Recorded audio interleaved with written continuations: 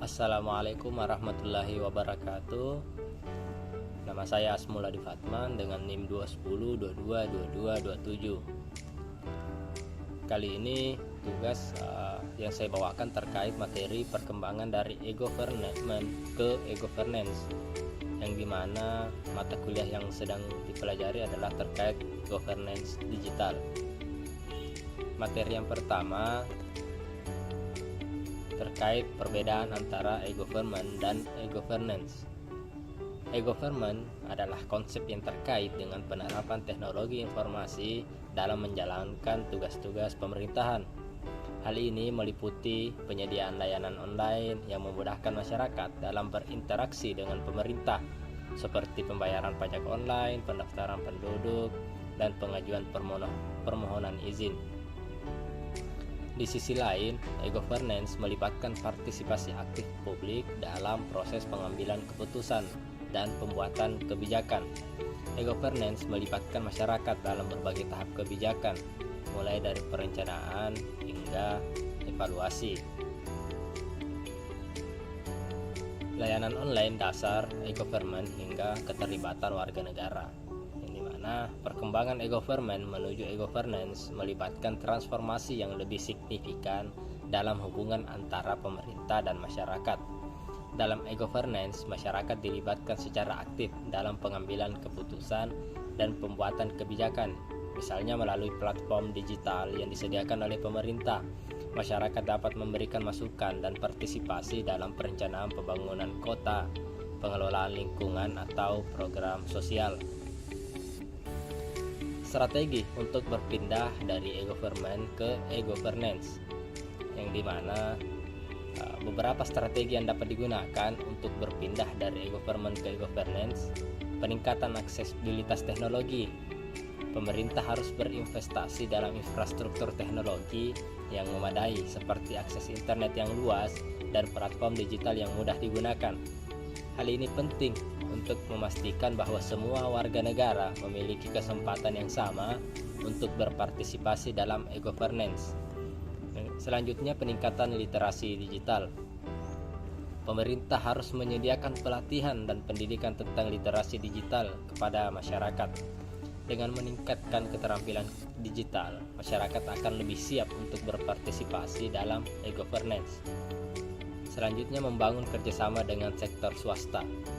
Pemerintah dapat bekerja sama dengan sektor swasta untuk mengembangkan solusi teknologi yang inovatif dan efektif.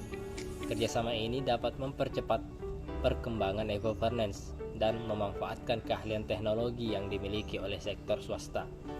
Mendorong partisipasi publik. Pemerintah harus mengundang partisipasi publik dalam proses kebijakan dan pengambilan keputusan, misalnya dengan mengadakan konsultasi publik atau menyediakan platform digital yang memungkinkan masyarakat untuk memberikan masukan.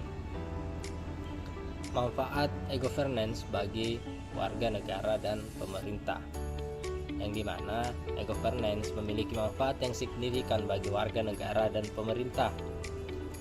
Bagi warga negara, e-governance memberikan kesempatan untuk berpartisipasi secara aktif dalam pembuatan kebijakan dan pengambilan keputusan.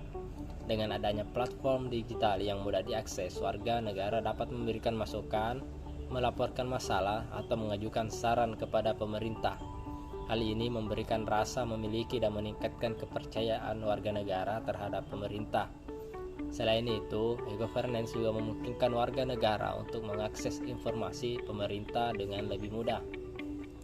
Informasi tentang kebijakan publik, anggaran, atau proyek pembangunan dapat diakses secara transparan melalui platform digital yang disediakan. Dengan demikian, warga negara dapat mengawasi dan ikut serta dalam proses pengawasan terhadap tindakan pemerintah. Selain itu, e-governance juga meningkatkan transparansi dan akuntabilitas pemerintah, karena semua proses dan keputusan dapat dilacak dan dipertanggungjawabkan melalui platform digital. Tantangan dalam mengimplementasikan e-governance. Nah, meskipun e-governance menawarkan banyak manfaat, implementasinya tidaklah mudah dan dalam menghadapi berbagai tantangan. Salah satu tantangan utama adalah infrastruktur teknologi yang memadai. Untuk dapat melibatkan masyarakat secara aktif dalam proses e-governance, diperlukan infrastruktur teknologi yang kuat dan terjangkau. Hal ini termasuk akses internet yang luas, platform digital yang mudah digunakan, dan keamanan data yang baik. Selain itu, tantangan lainnya adalah kesenjangan digital antar masyarakat. Tidak semua warga negara memiliki akses atau keterampilan yang cukup untuk menggunakan teknologi digital.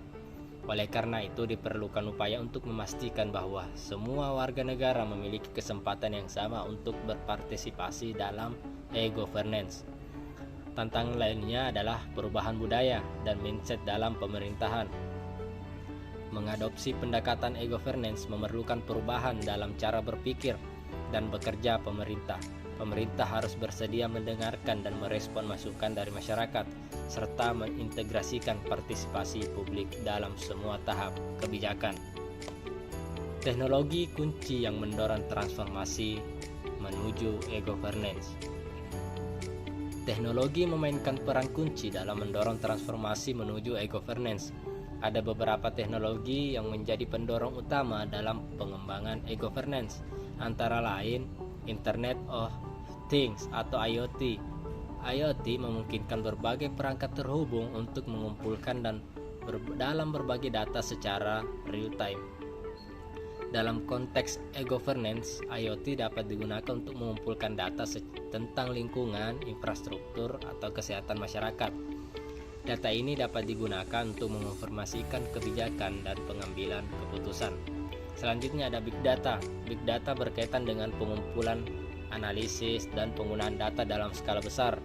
Dalam e-governance, Big Data dapat digunakan untuk menganalisis tren, mengidentifikasi masalah, atau memprediksi kebutuhan masyarakat. Pemerintah dapat menggunakan Big Data untuk membuat kebijakan yang lebih efektif dan responsif. Selanjutnya ada Artificial Intelligence atau AI. Nah, AI dapat digunakan dalam e-governance untuk mengotomisasi proses, meningkatkan efisiensi, dan memproses data dengan lebih cepat. Misalnya menggunakan chatbox AI. Nah, dapat digunakan untuk menjawab pertanyaan masyarakat atau membantu dalam pengajuan permohonan online. Selanjutnya ada blockchain. Blockchain adalah teknologi yang memungkinkan penyimpanan dan pengelolaan data yang terdesentralisasi dan aman. Dalam e-governance, blockchain dapat digunakan untuk memastikan keamanan dan integritas data, serta membangun sistem yang transparan dan terpercaya. Selanjutnya ada cloud computing. Cloud computing menyediakan layanan dan penyimpanan data melalui internet. Dalam e-governance, cloud computing dapat digunakan untuk menyimpan dan membagikan data dengan aman, serta memungkinkan akses yang mudah untuk masyarakat. Membangun masyarakat berbasis teknologi melalui e-governance. Nah, untuk mencapai masyarakat berbasis teknologi ini diperlukan kolaborasi antara pemerintah, masyarakat, dan sektor swasta. Pemerintah harus memastikan akses dan literasi teknologi yang memadai, sementara masyarakat harus aktif berpartisipasi dalam proses e-governance. Selain itu, sektor swasta dapat memberikan solusi teknologi inovatif yang mendukung transformasi e-governance. Peran teknologi informasi dan komunikasi di sektor publik. Era digital telah membawa perubahan signifikan dalam sektor publik melalui pengembangan teknologi informasi dan komunikasi. Pemanfaatan ini telah menjadi kunci dalam meningkatkan efisiensi dan efektivitas layanan publik. Pengembangan teknologi, informasi, dan komunikasi memiliki peran dalam memastikan akses publik terhadap berbagai layanan dan informasi yang disediakan oleh pemerintah. Dengan adanya ICT, pemerintah dapat meningkatkan transparansi dan akuntabilitas dalam penyampaian layanan publik. Penggunaan aplikasi mobile, website resmi, dan media sosial memungkinkan pemerintah untuk berkomunikasi langsung dengan publik, menyediakan informasi yang relevan, mengumpulkan masukan, serta merespon permintaan atau keluhan publik dengan lebih cepat dan efisien. Selain itu, juga memungkinkan integrasi data antar sektor dan lembaga pemerintah sehingga proses pengambilan keputusan menjadi lebih akurat dan cepat. Dengan adanya sistem informasi yang terintegrasi, Pemerintah dapat memetakan kebutuhan masyarakat, mengelola anggaran secara efektif, serta memantau dan mengevaluasi kinerja lembaga pemerintah dengan baik. Tantangan dalam implementasi ICT di sektor publik. Meskipun terdapat manfaat yang besar dalam pemanfaatan ICT di sektor publik, terdapat juga tantangan dan implementasinya. Salah satu tantangan utamanya adalah keterbatasan anggaran dan sumber daya manusia. Implementasi ICT yang sukses membutuhkan investasi yang signifikan dalam infrastruktur, perangkat keras, perangkat lunak, dan pelatihan pegawai. Namun keterbatasan anggaran sering menjadi penghalang dalam implementasi ICT di sektor publik. Selain itu, integrasi sistem informasi antar lembaga pemerintah juga menjadi tantangan. Banyak lembaga pemerintah memiliki sistem informasi yang terpisah dan tidak terintegrasi. Hal ini menyulitkan pertukaran data dan informasi antar lembaga serta menghambat pengambilan keputusan yang akurat dan cepat. Diperlukan upaya kolaborasi antar lembaga pemerintah untuk mengintegrasikan sistem informasi dan memastikan kesesuaiannya dengan kebutuhan publik. Selain itu, keamanan data juga merupakan tantangan dalam implementasi ICT di sektor publik. Dengan adanya akses yang luas terhadap data publik, perlindungan data menjadi sangat penting. Pemerintah perlu mengimplementasikan kebijakan keamanan data yang ketat serta melibatkan publik dalam perlindungan data mereka. Hal ini bertujuan untuk mencegah penyalahgunaan data dan menjaga privasi publik. Prinsip-prinsip dasar pemerintah digital. Pemerintah digital didasarkan pada beberapa prinsip dasar yang menjadi landasan dalam pengembangan dan implementasi kebijakan publik. Prinsip-prinsip ini meliputi transparansi, partisipasi publik, efisiensi, akuntabilitas, dan inovasi.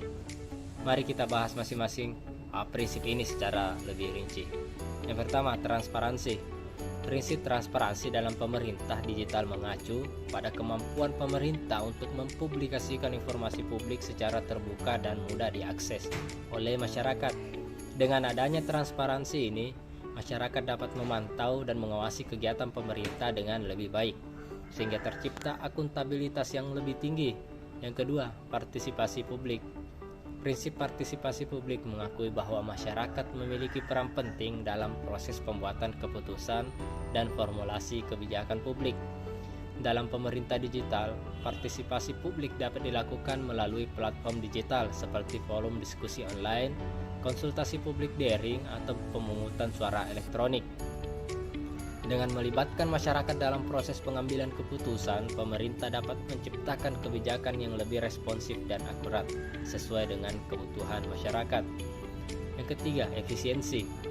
Nah, prinsip efisiensi dalam pemerintah digital mengacu pada penggunaan teknologi informasi untuk meningkatkan efisiensi dalam penyampaian layanan publik. Dengan adanya teknologi digital, pemerintah dapat mengotomisasi proses-proses administrasi, mengurangi birokrasi yang berlebihan, dan meningkatkan kualitas dan kecepatan layanan publik. Yang keempat, akuntabilitas. Prinsip akuntabilitas dalam pemerintah digital mengacu pada tanggung jawab pemerintah dalam melaksanakan tugas-tugasnya dengan transparan dan efektif. Dalam pemerintah digital, akuntabilitas dapat ditingkatkan melalui penggunaan teknologi informasi yang memungkinkan masyarakat untuk mengawasi dan mengevaluasi kinerja pemerintah dengan lebih baik. Yang kelima, inovasi. Prinsip inovasi dalam pemerintah digital mengacu pada kemampuan pemerintah untuk mengadopsi teknologi baru dan metode kerja yang inovatif guna meningkatkan efektivitas dan efisiensi layanan publik. Dalam era digital yang terus berkembang, pemerintah harus terus berinovasi dan beradaptasi dengan perkembangan teknologi agar dapat memberikan layanan publik yang terbaik pada masyarakat. Manfaat adanya platform digital. Salah satu manfaat utama pemerintah digital adalah meningkatkan keterlibatan masyarakat dalam proses pengambilan keputusan dan formulasi kebijakan publik. Dengan adanya platform digital, masyarakat dapat memberikan masukan, saran, dan pendapat mereka secara online. Hal ini memungkinkan pemerintah untuk mendapatkan berbagai perspektif dan informasi yang beragam dalam proses kebijakan publik. Platform digital juga memungkinkan pemerintah untuk berkomunikasi langsung dengan masyarakat secara efisien dan cepat. Misalnya pemerintah dapat menggunakan media sosial untuk menyampaikan informasi terkini, mengadakan dialog daring dengan warga atau memberikan pengumuman penting kepada masyarakat. Dengan adanya keterlibatan masyarakat yang lebih aktif, melalui platform digital pemerintah dapat menciptakan kebijakan yang lebih relevan dan berdampak positif bagi masyarakat. Tantangan yang sering dihadapi dalam penerapan pemerintah digital. Beberapa tantangan yang sering dihadapi dalam penerapan pemerintah digital meliputi keterbatasan infrastruktur. Penerapan pemerintah dalam membutuhkan infrastruktur teknologi yang memadai, seperti koneksi internet yang stabil, perangkat komputer, dan aksesibilitas yang baik. Namun di beberapa daerah infrastruktur ini masih terbatas atau bahkan tidak ada sama sekali, sehingga menghambat penerapan pemerintah digital. Selanjutnya ada keterbatasan aksesibilitas. Nah, tidak semua masyarakat memiliki akses dan kemampuan untuk menggunakan teknologi digital. Beberapa orang mungkin tidak memiliki keterampilan teknologi yang cukup atau tidak memiliki perangkat yang diperlukan. Hal ini dapat menyebabkan kesenjangan digital antara mereka yang dapat mengakses layanan pemerintah digital dengan mereka yang tidak dapat. Selanjutnya ada keamanan dan privasi. Masalah keamanan dan privasi menjadi perhatian utama dalam pemerintah digital. Data pribadi yang dikumpulkan dan diolah dalam pemerintah digital rentan terhadap penyalahgunaan dan pelanggaran keamanan.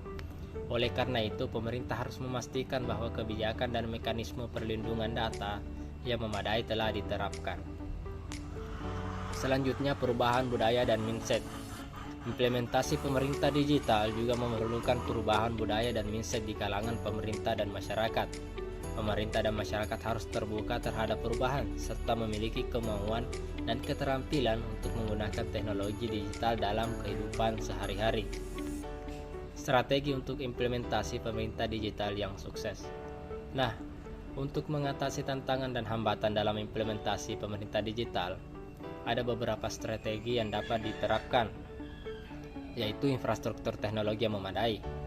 Pemerintah harus berinvestasi dalam pembangunan infrastruktur teknologi yang memadai, seperti koneksi internet yang stabil, pusat data yang terpercaya, dan perangkat komputer yang memadai.